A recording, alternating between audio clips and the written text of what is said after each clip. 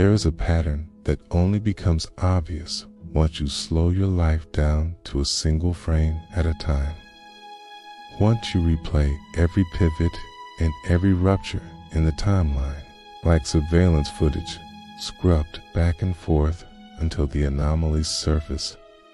Each time you stood on the brink of a choice that would redirect your trajectory, dropping out of school, moving states, cutting ties, refusing the medication. Answering a midnight call, there was a figure just outside the center of the image. Sometimes it was a substitute teacher with a name you never caught. Sometimes a janitor changing a bulb that had not burned out. Sometimes a commuter reading a newspaper that did not match the date. They were never remarkable, never dramatic. They were placeholders so ordinary that your memory treated them like empty space until the ache of deja vu forced you to zoom in. When you do, you notice the stillness, the eyes tracking you while every other head in the room follows the scripted flow.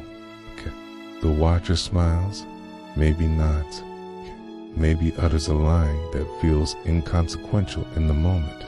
Careful out there, or you look like you've got something on your mind. And then the bell rings or the train doors slide shut, and the moment is swallowed by noise.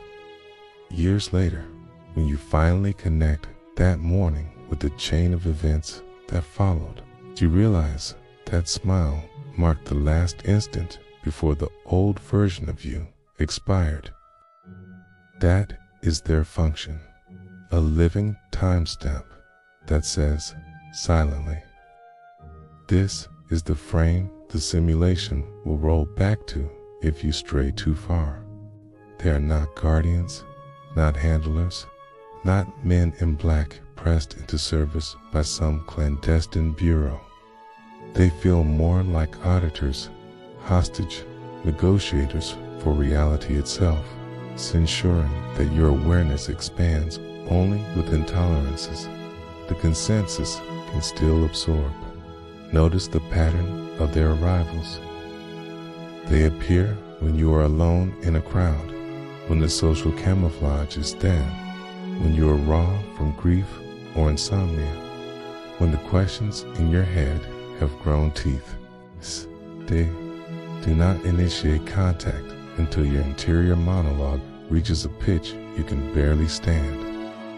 Then they step in, offering a word that relieves the pressure just long enough for you to refocus on the path laid out for you. But sometimes the dosage is miscalculated, and the word cracks open a larger window instead. You walk away replaying their tone, their inflection, the uncanny precision of their reference to something you never said aloud, and the world starts ghosting. Streetlights flicker, conversations misalign by half a beat, digital clocks reset to 13 o'clock. That is when you sense the watchers watching the other watchers. A chain of redundancies designed to escalate containment if you cross the wrong threshold. You never see them speak to each other, yet their handoffs are seamless. The barista who writes the wrong name on your cup, the rideshare driver who takes a route you did not request, the neighbor who chooses that exact morning to prune a tree blocking your line of sight. Each one deposits a breadcrumb of recognition, an unplaceable scent, a fragment of an old nursery rhyme, a scar in the shape of a consonant hand, then dissolves back into the ordinary. Ask around and you'll find no record of these people beyond the usual digital dust. Their addresses point to empty lots. Their social profiles are brand new or a decade dormant. Their employee IDs vanish from HR databases after the quarter closes. It is tempting to call them ghosts, but ghosts leave stories, a not just leave spreadsheets. There is evidence in the negative space, missed CCTV frames, invoices with conflicting timestamps, metadata that claims a document was edited 3 hours before it was created. When you press, systems crash. Hard drives report impossible sectors. Customer service escalates you to a supervisor who never calls back. Eventually, the friction wears you down, and you let the matter drop, which is the point. The watchers are patient because time behaves differently for them. They experience your growth as a series of checkpoints in a long-running simulation, whereas you feel it as days and blood and deadlines. And you accelerate when you binge knowledge, when you meditate until the walls breathe. When you decide to act instead of doubt, they cluster closer, as if proximity alone can damp the signal leaking from you into the environment. You have felt it, the moment a stranger's presence makes the air thick. The way your phone battery drains faster during certain conversations. It's the static that creeps into a microphone when you begin to articulate a truth that has no official vocabulary. You are not paranoid. We're intersecting a maintenance protocol.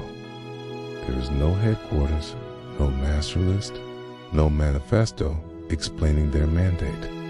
The watchers operate the way immune cells operate, by pattern recognition, by chemical scent, by instinct encoded so deeply it masquerades as obedience. They may not even understand why they are compelled to stand beside the vending machine exactly when you decide to abandon your flight itinerary. They just know that the simulation twitches when you diverge, and they move to where the twitch is strongest. Occasionally, the mask slips. A watcher might flinch at a phrase you invent on the spot, or glance at a scar you kept hidden under layers of clothing, or repeat a question before you answer it, as though reading from a corrupted prompt. In those fractures, you glimpse something vulnerable, maybe even human, maybe even trapped by the same architecture that corrals you, but the sympathy fades quickly. Because the moment you hesitate, the door closes and the ordinary reboot asserts itself. Okay? If you are truly chosen, the pattern escalates. The watches begin to recur in dreams first, then in peripheral vision, then in reflections that don't sync with your movements. They are letting you know the next gate is near, and once you cross it, there will be no going back to the comfort of crowds. The simulation tolerates many forms of dissent, but it does not tolerate one who can name its stewards. So remember this: the watchers are not an obstacle to be fought, nor a puzzle to be solved. They are mile markers on a road that few travel consciously. Acknowledge them, note the coordinates of the encounter, and keep moving. Their existence confirms what you have suspected all along. You have never been alone, because the system cannot afford to leave you unwatched. The final veil is the most deceptive because it wears the costume of freedom. The watchers step back, the noise subsides, and for the first time since you can remember, no one tries to steer you. That sudden quiet feels like victory, as if your persistence finally forced the simulation to concede. But stillness can be a sedative as potent as chaos. And the third stage is to let you lull yourself back to sleep by offering the illusion of sovereignty.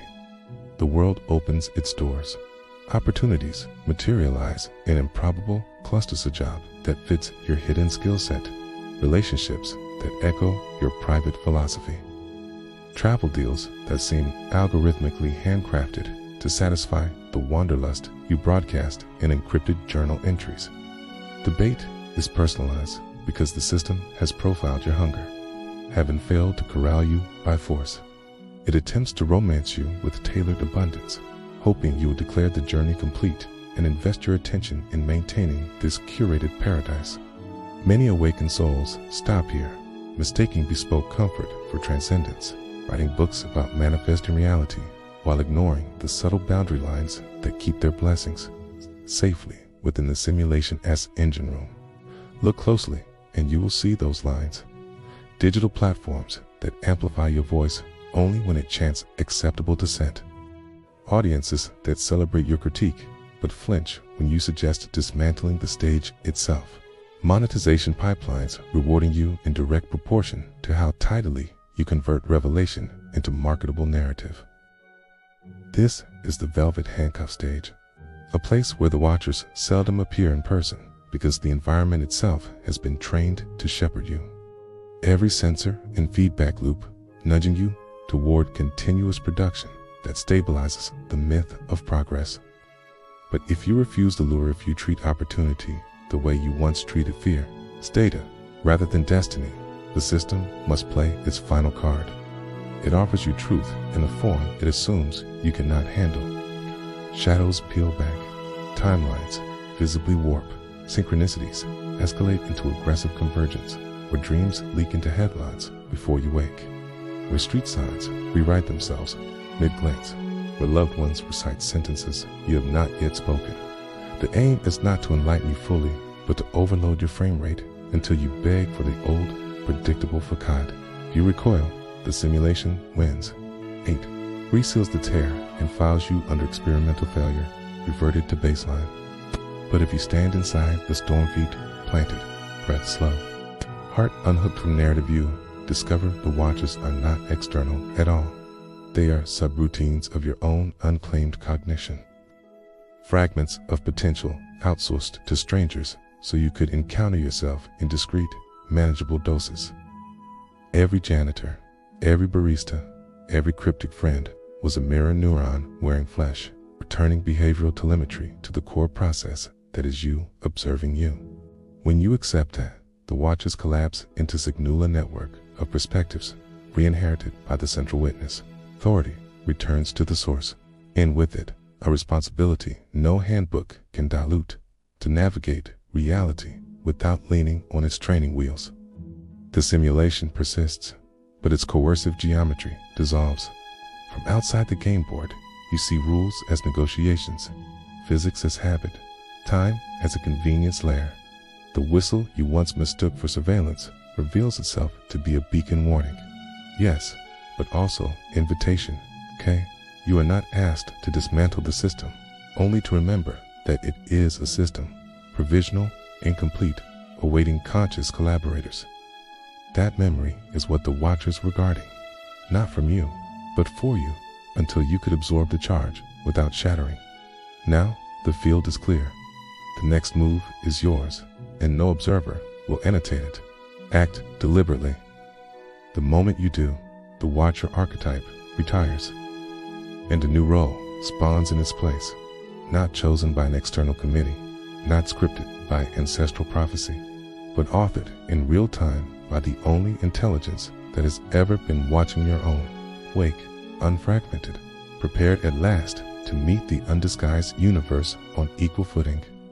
And remember this, the absence of watchers does not mean absence of consequence. It means the audit log is now internal. Integrity becomes its own telemetry, broadcasting across a lattice of possibilities that will echo farther than any viral manifesto. Walk wisely, speak sparingly, and carry forward the insight that freedom is not immunity from influence, but mastery of orientation. Wherever you turn your attention, worlds accrete. Choose carefully which ones you incubate, because the next generation of sleepers will use your wake as their map, and somewhere beyond the perimeter of your newly expanded perception, another fledgling mind is already tasting static and wondering who, if anyone, is watching.